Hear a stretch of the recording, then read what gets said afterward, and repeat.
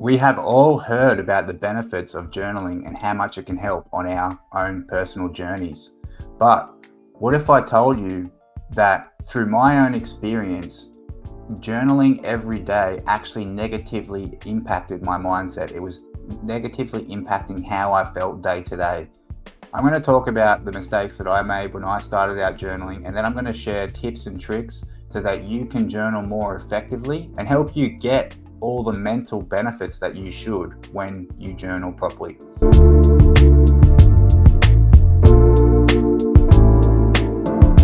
Hello everyone, welcome back to another video at Renewable Mind. My name is Damien.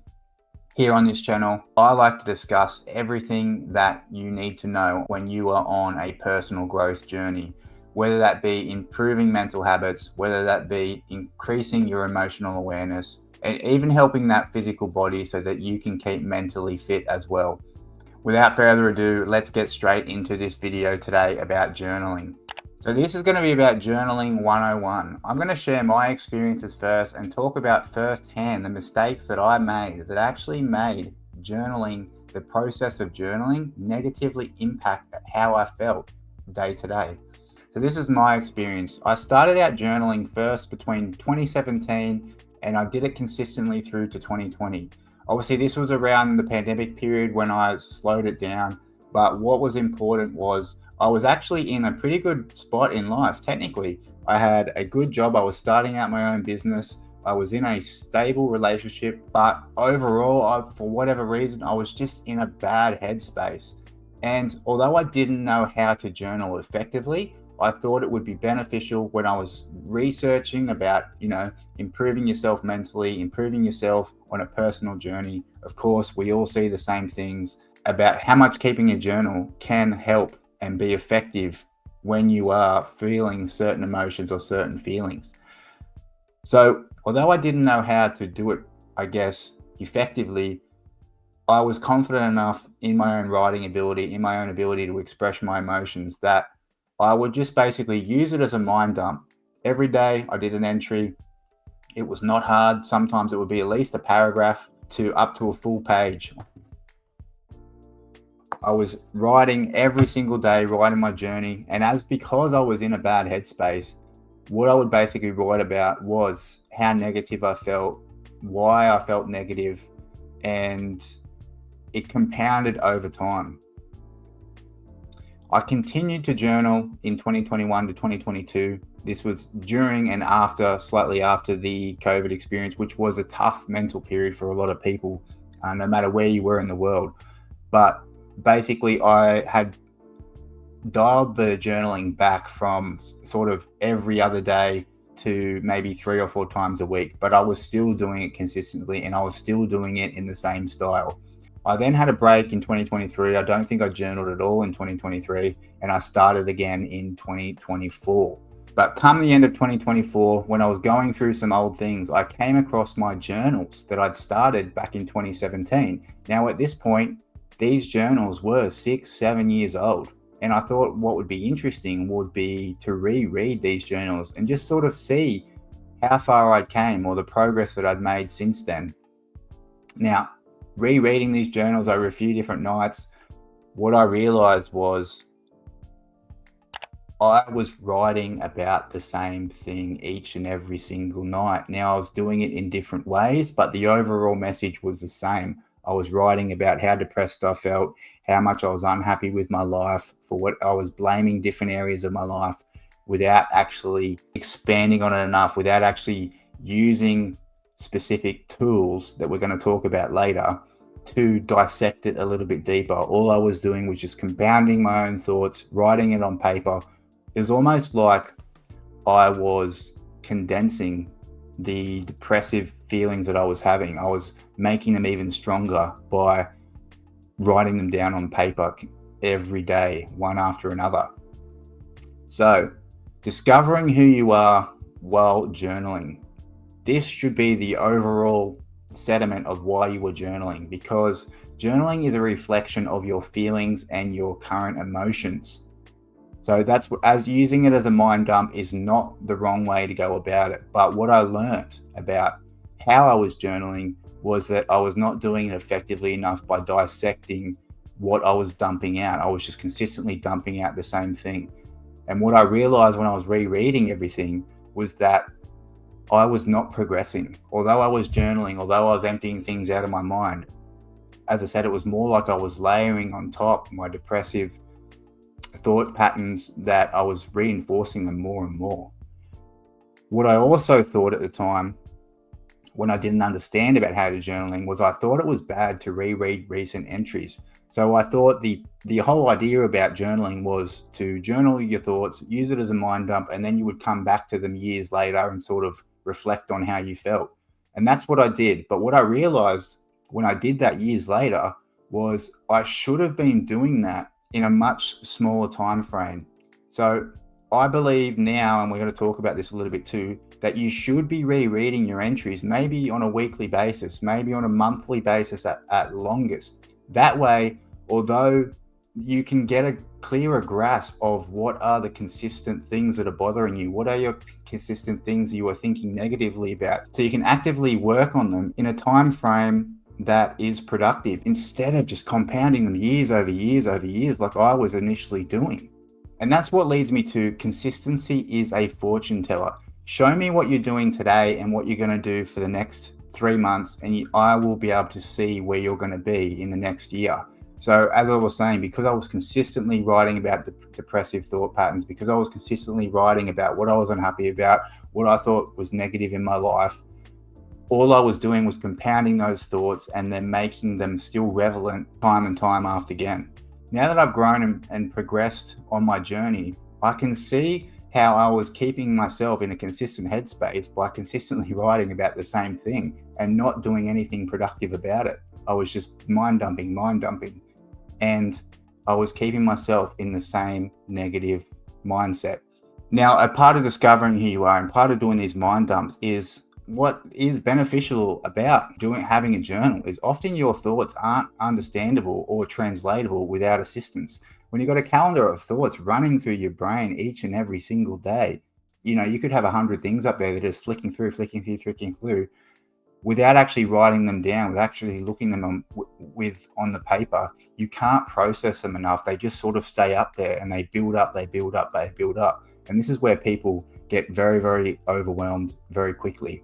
So that's where actually keeping a journal, writing about your experiences, writing about your feelings, your emotions at the time, when you put them on paper, you can start doing something about them. You can process them in a different way. You can understand them in a different way. Which leads us to journaling effectively. The purpose of journaling. How can we journal effectively so it is benefiting us in a positive light, as opposed to how I was doing it originally and was affecting me negatively, keeping me in the same negative mental loop. So the first thing to do, a lot of these might sound quite obvious for some, but for others, they are something that you need to keep in mind. You want to choose the right method for you. So I didn't know this at the time either. There are different ways you can journal. Different ways will suit different people. Traditional notebook was what I was doing. As I said, I have these notebooks here. I've got a stack of about 4 or 5 of them. There's typically one a year I would fill out. But you can write basically as a mind dump in a traditional notebook, date it, and that is one way of doing it. Another way of doing it, there's plenty of digital apps now. So if you are more technical savvy, if you think that this is going to be a more consistent, a better way, a more convenient way for you to journal, there are plenty of apps that you can check out in order for you to journal that way. Bullet point journaling is another way that I actually think is quite effective, and I think it's a better way, in my personal opinion, than the traditional notebook mind dump, which I was doing. Bullet journaling keeps it more precise. It's still very effective in terms of getting things on paper, but it keeps it more directed. It keeps it more efficient so that you're not just writing a bunch of dribble in between a few different thoughts. Guided templates is probably the number one area I would recommend people to start out, especially if you're not so great. Obviously, a lot of people aren't accustomed to being aware about their feelings. So if you're using a guided template, it's going to help you understand better, especially when you are starting out. So that would be my number one tip for people as a method to start with. Once again, there are plenty of free guided templates that you can find online. Number 2 is creating a distraction-free journaling space. This one is, as I said, sounds a little bit too obvious, but some people need to be reminded. You need to find a quiet, comfortable spot with minimal interruptions. You don't want to be writing. You want to be midway through thought and then have somebody interrupt or have some sort of sound or distraction happening that's going to take you away from your thoughts, which is basically taking away from the whole process itself. Using soft lighting, natural lighting, to set a calming mood. So you don't want to have too many screen lights happening at the same time. As I said, this one is relatively simple. Just use your normal room light is what you need to keep in mind. Keep only journaling tools nearby, no cluttering, no distractions. So if you are someone who really struggles to focus, if you are someone who really are distracted, obviously a lot of people with ADHD and mental disorders like that are going to struggle with this sort of thing, focusing on a specific task for a specific set of period. So if you keep devices away from you, if you keep your phone away from you for 15 minutes, keep it in another room, just keep a pen and paper in front of you, that's going to be your best bet to getting pen to paper.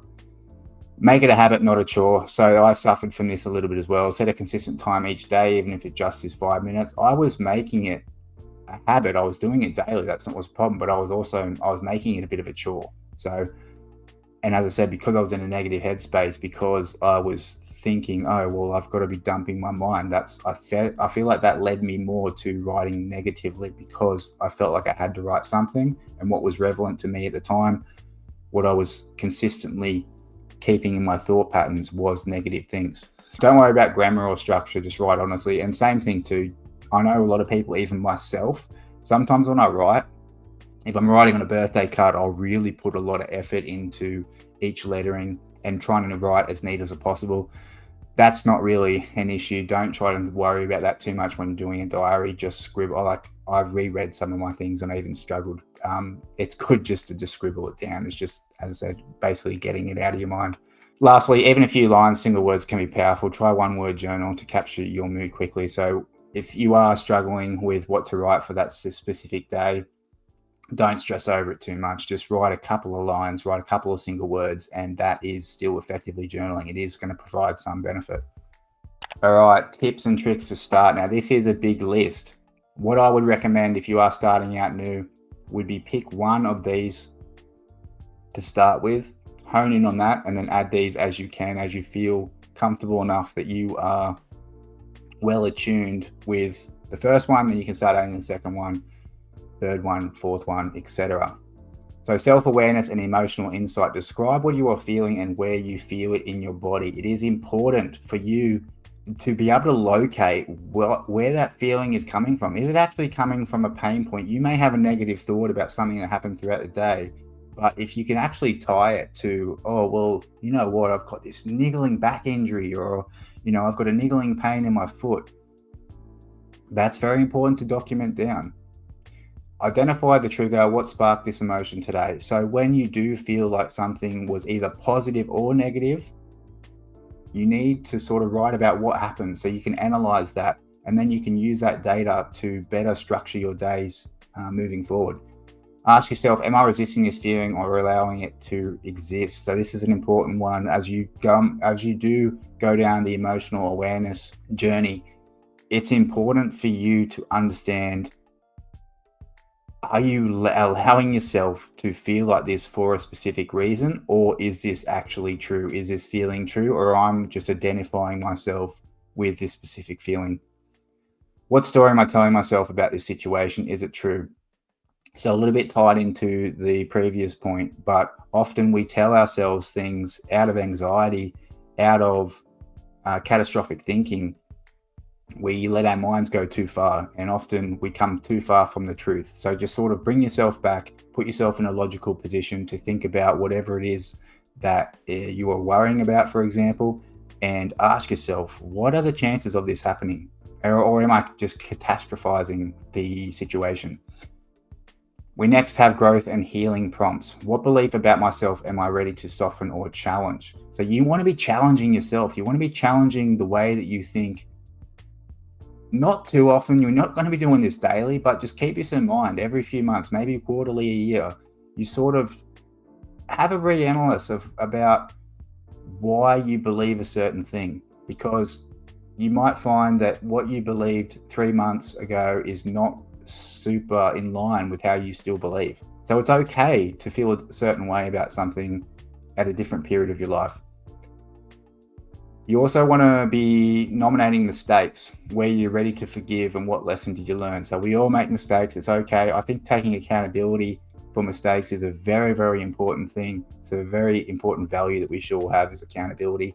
If you don't have that, then that would be something that you should be working on. You should be looking at yourself before and analyzing about mistakes that you've made so that you don't keep making them again and again.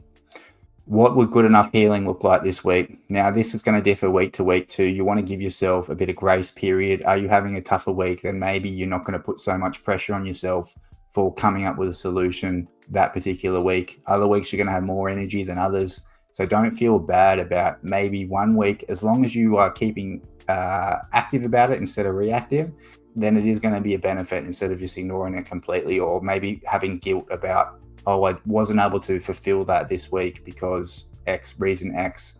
You are allowed to treat yourself and heal yourself in relative to what your situation is at the current time. Write a kind of boundary for yourself today: time, energy, space. So this is important too as well. I've talked about in a previous video why time is very, very important. It's the most important resource we have. And same with energy. You need to be mindful of where these things are getting used up throughout the day and create boundaries if needed. Clarity and perspective. What emotion have I been avoiding and why? We all avoid emotions.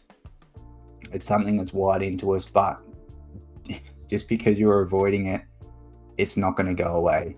The quicker you can deal with something, the quicker you can take something head on, the quicker it's going to go away and the better you're going to feel, the more accomplished you're going to be feeling. Describe a time you felt misunderstood. What would you say now?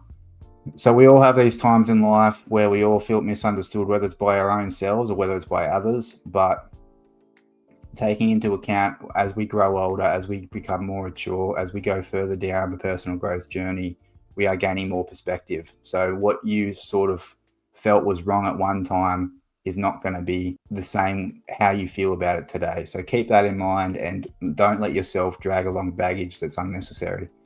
What are 3 common triggers for your sadness or anger? We all have them. Frustration, my personal one. As soon as I get frustrated, my instant reaction typically is anger. I've been trying to learn myself about when I feel frustrated to reanalyze it in a way of what lesson can I take out of it, for example, instead of just immediately having an anger response. So when you analyze these, you can help improve how you feel throughout the day, because you are changing reactive behavior to a behavior of more analyzing specific emotions, which is a strength.